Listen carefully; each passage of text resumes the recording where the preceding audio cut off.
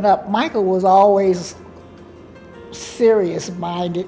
He had a special chair he liked to sit in, cross his legs, fold his arms, and he looked like he was pondering and trying to solve the problems of the world. The rest of his brothers and sisters was out playing somewhere, not him. His sister used to call him a nerd.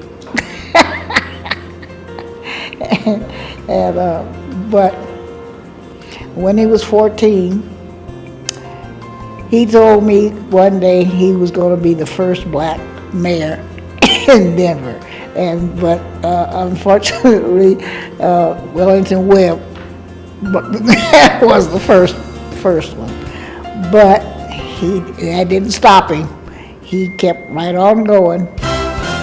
He really came to my sight and to me knowing Michael as he became more and more active in the community when he served as an intern for Mayor Pena, and then he applied and was selected to be the youngest executive director for the Metro Denver Urban League, and then we began working more closely together, and I saw him as a person that was very much dedicated to the community and making a difference in that regard. We both went to Manual High School, as did my wife Wilma, and we like to think of the fact that Manual High School is very special because of not only the legislators and city council members that attended Manual High School, but also 4 graduates of Manual High School also became mayors of major cities. I met Mayor Hancock when he was 18 years old, and at the time he was head boy at Manual High School, and I myself am an alumni of Manual High School, go Thunderbolts. As soon as he walked in my office, I knew that this was a very special young man. He so impressed me with his confidence, and he knew who he was. He knew what he wanted to do even then. And he told me he wanted to be the first African-American mayor of Denver. And I was then committed to support his goals and his dreams, and I believed in him. And we've been friends and colleagues and advocates for social change ever since then, and that was over 32 years ago.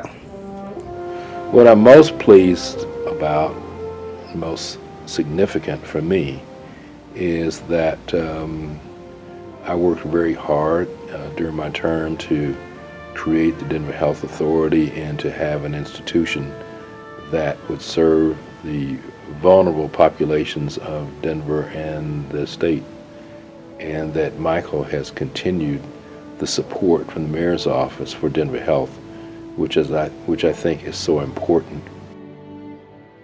He is very fun, but he's also can be very quiet and thoughtful and reserved, who loves to read books and just be at home with his family. And you know, that quiet side of him, I don't think a lot of people see that in him a lot.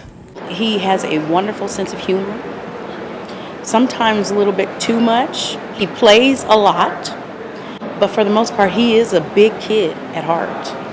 He was Huddles, and so he had to wear the whole big suit and the big head and everything. Oh, it's funny. Oh yeah. And I actually knew him then.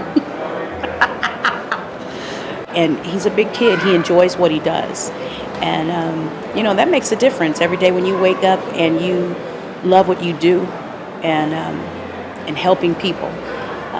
He is a wonderful public servant. He's pushy. He's controlling, but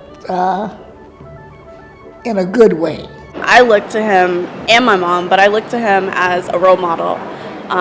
If he's been through everything he's been through, I can take what he's given me growing up and continue to strive for what I want to be and do in life. Congratulations to Mayor Michael B. Hancock for receiving the Wellington E. Webb Award for Outstanding Achievement in Healthcare and Philanthropy. Well deserved, my friend. Thunderbolt, congratulations on winning the highest award for Denver Health, the Wellington E. Webb Award. It is well deserved, and on behalf of the Foundation Board and the Denver Gala Committee and the Denver Health Authority Board and the chairman of my board, Wilma Webb, we want to thank you and congratulate you for all you've done for Denver Health.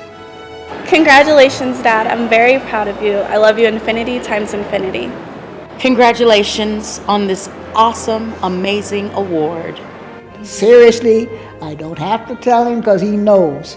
He knows how much I respect him and I love him, and well, he knows I always have loved him. He's my baby boy, and that's what he calls himself.